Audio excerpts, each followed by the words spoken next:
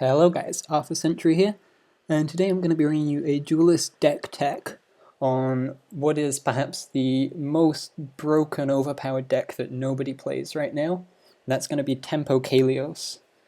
So with the recent changes, Songhai has been going through a bit of difficulty. People aren't really sure what the best way to play it is, and I'm pretty convinced that this deck right now is one of the better Songhai decks out there, if not one of the better decks in the game. I've gone 16-1 with it on ladder with the most recent iteration. First we'll just go to the profile. As you can see, it's rank number 2 right now.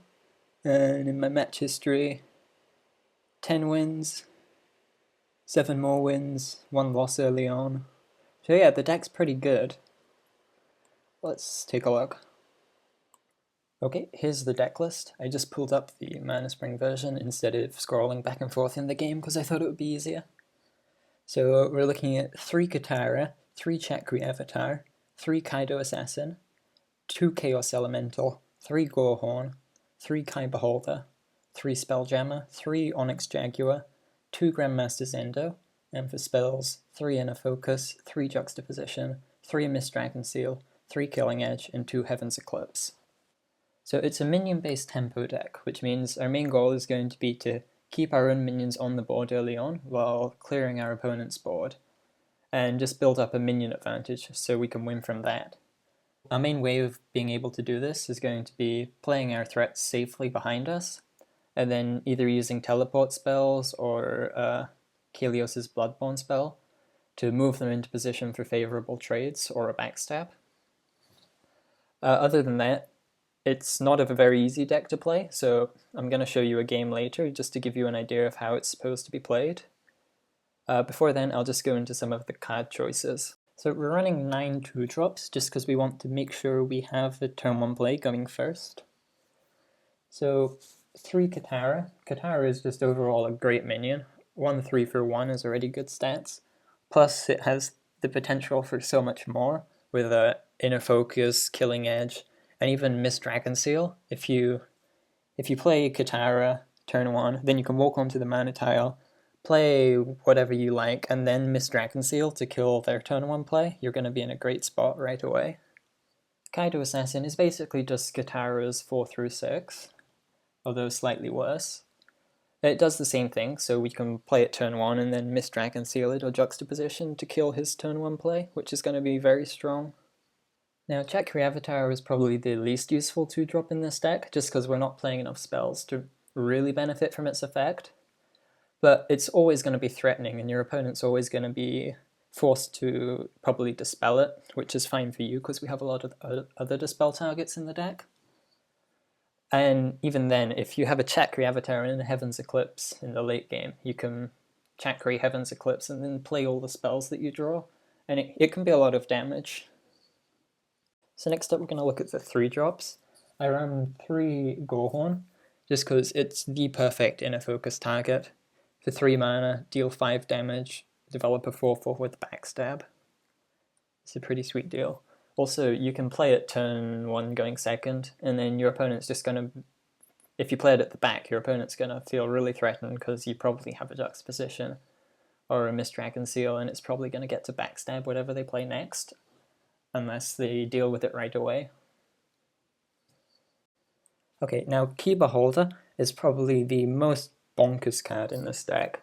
He's a 3/2 ranged, so your opponent's already going to have to deal with him, or else he's just going to rack up so much value over time. And his ability is also great because it lets you play him turn 1 going first. So say the Lionel player moves forward and plays their 2-drop, you just drop this guy, and now he can't ramp into 4 mana, and also he has to deal with this 3/2 ranged, which is probably going to use his whole turn, and then that just gives you so much tempo, you can just do whatever you want after that point, basically. He's also great with Inner Focus. Like, if you drop this guy and then Inner Focus him, you get to immobilize 1 threat, take out another, and develop your own threat for 3 mana. Pretty strong. So for the third 2-drop slot, I'm running 2 Chaos Elemental right now, but you can also run 2 Lantern Fox or 2 Battle Panda, depending what you're facing. So the reason I like Chaos Elemental is because he's a 4/4 for 3, which is great tempo. He survives a lot of AoE stuff like Plasma Storm or Frostburn. And his downside, which is that he teleports randomly whenever he gets hit, it really isn't that much of a downside because you can almost always reposition him again with Blink the next turn. Lantern Fox is great as well because it's Lantern Fox, right? Songhai staple. And especially with Onyx Jaguar, giving it more health, you're going to be able to get lots of Phoenix Fires. And Battle Pando is surprisingly well, and it kind of covers the weak spot this deck has, which is no AoE. So if you're facing a lot of Abyssina, I would probably put Battle Pando in there instead. So in the 4 mana slot, we're using the recently changed Spelljammer, which is now a 3/5. And let me tell you, this Spelljammer change has made this deck a lot better, because we now have a solid 4-drop. So we're going to be playing 2 cards a turn a lot of the time with stuff like Inner Focus and Juxtaposition. So the card draw is really helpful, and the body is good too now because you can play it defensively, and chances are it's going to stick because now it has 5 health. So Onyx Jaguar might not look like much, but he's actually the key card that makes the deck work. He's a 3/3 for 5, with the text, whenever a minion you control moves for any reason, it gets +1/+1. If we have, say, 1 or 2 units on board, this guy's going to be great because we can move them, +1/+1, then we can do something like blink one of them, and, I don't know, cast a Juxtaposition or a Mist Dragon Seal, or even an Inner Focus on the Onyx Jaguar, and you're just going to put so many stats on the board. So if you can use that to kill your opponent's minions with those extra stats, it's just such a huge tempo swing. And not to mention, if they can't deal with the Jaguar, I've had turns where my board is like 1 Jaguar and 1 Katara or something, and the opponent's at 25 health, and then I kill them the next turn. His damage is absolutely insane. So next up we have Grandmaster Zendo. He's a 6 mana, turn your opponent into a battle pet. So this is great because it buys us a lot of breathing room, and it essentially gives you a turn because he's going to be exhausted, his general is, and then he's also going to have to find a way to deal with the Grandmaster Zendo. So it just gives you an extra turn in the late game, and also, if this guy sticks for whatever reason, you basically win the game on the spot. He's crazy. He's always seemed really strong whenever I've got the opportunity to play him. So next up, we're moving on to the spells. We have 3 Inner Focus. This is basically the other cornerstone of the deck. We can play it on pretty much any minion, but usually I'm going to save them for Gohorns or Kaiba Halters, just because you can get so much tempo from that. Inner Focus is basically our removal as well, because we can play a minion in Inner Focus, and then we basically remove one of his minions for free. Really not much to say about it, it's just a very strong card, and this is the deck that's going to use it the best. So next up we have 3 Mist Dragon Seal. So this is going to allow us to play minions defensively. The opponent can't reach them, but then on our turn we can Mist Dragon Seal them into play and get a favorable trade on one of his guys. It just gives us a lot of tempo being able to do that. So since our game plan is play minions in the back and then teleport them in for favorable trades, we're also running 3 Juxtaposition, which basically does the same thing as Mist Dragon Seal, except it also runs as removal. So if we have a minion played in the back, we can then move it even further away into the corner, and then juxtaposition it with a big threat like an Amara or a Klaxon.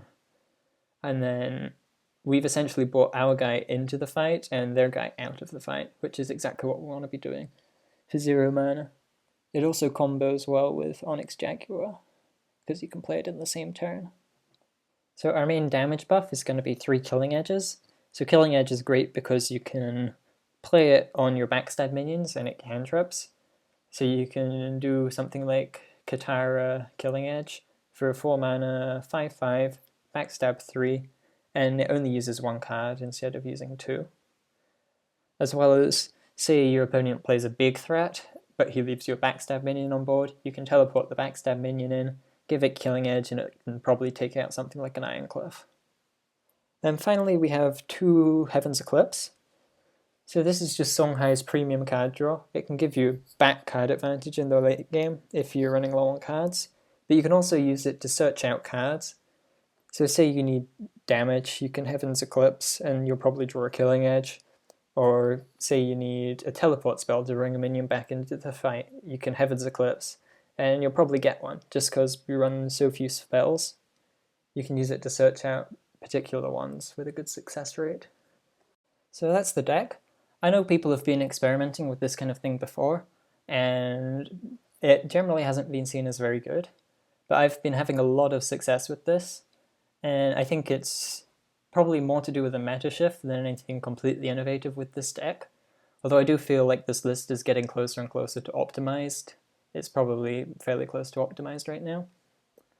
So I'm just going to show you a bit of how it plays. We're going to hop into a game now, and I'll be right back. Okay, here we are in a game. We're facing off against Stack MK. He's probably playing some kind of Obelisk Vitruvian. I'm probably going to be pausing a lot this game too, just to explain my thoughts, because I think there's a lot of nuances to the deck that people should understand. So looking at the starting hand, we've got Gohorn, which is in fairly okay turn 1 play, especially when we can follow it up with the Mist Dragon Seal. And Spelljammer is going to be a great turn 2 play. The other two cards don't really think we need, so we're going to replace. I always like to replace 2 cards unless my hand is immaculate, just because it increases your odds of getting something even better. So we get the Heaven's Eclipse and the Spelljammer. Neither of them are too great right now. He's going to walk forward and lead off with an Ethereal Obelisk. So right now, I think I'm just going to go ahead and go with the plan. We can play Gohorn defensively, and if he doesn't answer it, I'll be able to Mist Dragon Seal it and kill the Obelisk the turn after. So we get an Onyx Jaguar, which is fairly okay, although we're still a few turns away from using it, and draw the Zendo, which is way too early. He's going to get I don't know, all the spawns were the same there. And he's going to ignore my Gohorn and just play an Allomancer on the mana tile. So for me, this is pretty good. It means he doesn't have an answer, we're going to get to kill the Obelisk. So I'm not too worried about the Allomancer, we can just ignore it for this turn, I think. Walk down, take the mana tile with the Spelljammer. And what's worth noting is both the Spelljammer and the Gohorn are going to be at 5 health, so the Allomancer can't trade into them. So that's what we're going to do here.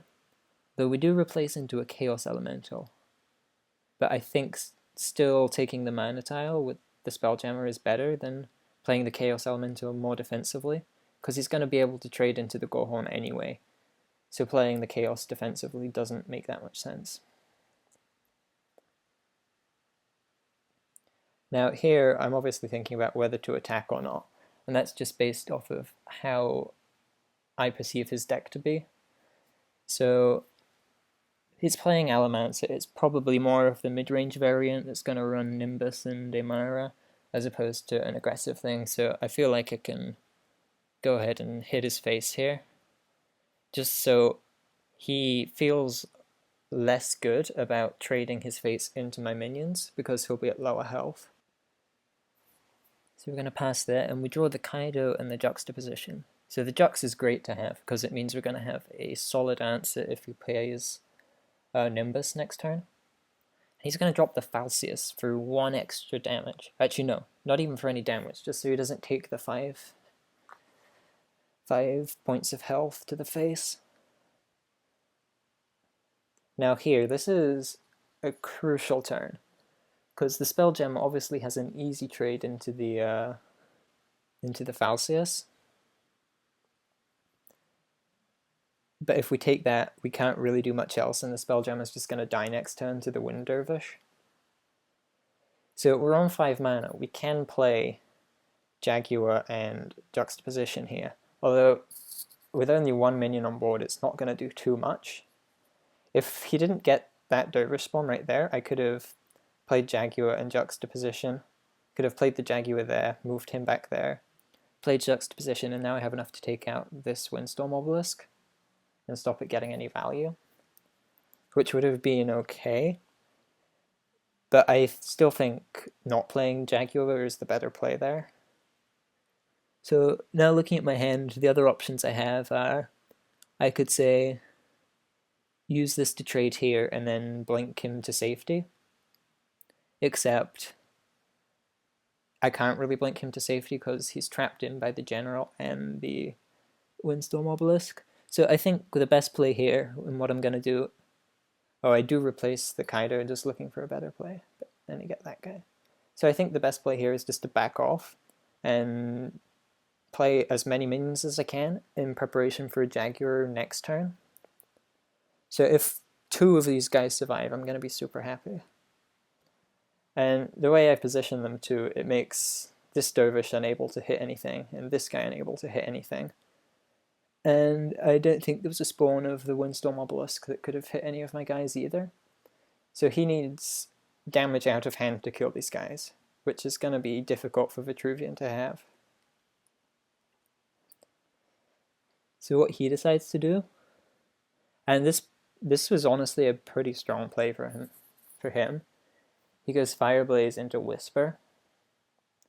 So it's going to let him kill my Chakri and push a lot of face damage.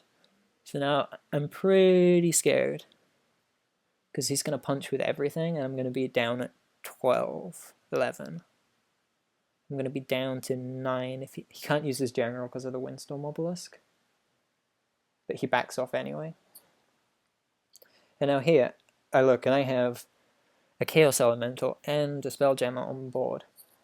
And a Jaguar in hand, so I'm thinking, alright, it's time to go. And now this is where the tricky part of the deck comes in, is what is the play here? I mean, you look at the cards and it's pretty obvious we're playing, well, we're going to replace first, but if we get nothing, we're probably going to be playing Jaguar, Jux, and Blink. And we somehow need to clean up this board. And that's kind of why I like this deck so much. It gives you so many little challenges like this, and it's really rewarding if you can actually figure it out. So what I'm going to end up doing, let's have a look. I'm actually replacing to the second Jux, which is great because it means I can use my first Jux to deal with the Amara next turn. So I'm going to back that guy off and then Jux the Jaguar with him. So that's going to put the Chaos Elemental up to 6 to take out the Obelisk. The Jaguar is going to be at 4 health, which is safe from things that kill 3 health minions. I'm going to be able to trade into the Fireblaze there. And I could play the second Jux here, but like I said, I want to save it for the Amara. But I am at 11, so I don't want that guy to hit me in the face. So I'm just going to block him off using my Blink, and that's also going to buff up the Spelljammer to a 5/7. So yeah, we turned around the board pretty quickly there. It just goes to show the power of the Onyx Jaguar. Because now, how do you deal with this as Vitruvian? Like, what do you do? So he makes a misplay, and he hits the Chaos with his guy. Because that's going to buff him again, because he's going to move. So now he's a 7/4. And then, this is Vitruvian's range to spell. It rashes into Ephemeral Shroud. It's kind of sad. But he dispels my Jaguar, which was probably the most important thing he had to do that turn. But now, look at my position. So again, this play is a little complex, but it's more straightforward than the last, I think. So obviously I'm going to blink the Chaos in to hit face again. That's 7 damage. And ideally I want the Spelljammer to hit face again this turn too. I can develop a second Spelljammer and a Katara, or what I could do is play Heaven's Eclipse and hope for more damage basically. Although I wouldn't be able to get full value without playing my second Jux first, or the Katara first, which doesn't seem that great. So I'm probably just going to develop Spelljammer plus Katara, and I'm going to push as much face damage as I can here. But I'm also scared, because I'm at 9 health, so I don't want him to hit me in the face. And I don't want to be too close to him, because then he can use stuff like Falcius to push face damage. And then it gets a bit scary, because we've already seen he's running Whisper, so we can expect another one of that, and potentially some burst. So what I'm actually going to do is, well, first I'm going to use the Chaos and see where he lands after his teleport. I decided to play the Spelljammer first, just because I wanted to be able to play minions up there afterwards if I needed to. Because again, I'm still kind of figuring this all out on the fly. So I'm actually going to block his path to me with the Katara and the Spelljammer, which seems pretty okay. Use the Onyx Jaguar to trade off with the Shroud. And I'm feeling pretty safe right now. I draw all the way up to a full hand. I have complete board control. And there we go, there's the Stars Fury. So I'm fairly sure I was thinking about Stars Fury when I made this play. Although it honestly could have been pure luck that I didn't die here, but Stars Fury was probably his best way to kill me. So I should have done something like this to play around it anyway. But anyway, the point being, he doesn't have enough for lethal. I think he kind of figures that out after he plays Stars Fury, because then he ends up just trading into the board, which is still probably the best play he could have made. And he's just going to back off and pray I don't kill him. But like, I have 6 cards in hand. Inner Focus, Go Horn, Killing Edge. There's just so much damage here. He's 100% dead. So you go Inner Focus, Go Horn, Killing Edge. I can Jux him whatever I want, and he's just going to concede. So there you have it, guys. A bit of a showcase of the power of the Onyx Jaguar deck. You saw how quickly it was able to turn the game around. From just backing off and playing minions safely, and then following up with an Onyx Jaguar to just turn the board right back into my favor and win from there. That's going to be it for this video. If you guys like this, it's the first time I've ever done this, I could probably give you some more gameplay of the deck, just so you can see a bit more how it works. A couple other matches I'm thinking of that I could show. Other than that, try the deck out. It's really fun. It's probably got one of the higher learning curves of all the decks in the game, but it's really fun when you get it to work. And it's really powerful. So yeah, that's it for me, Alpha Century. Bye.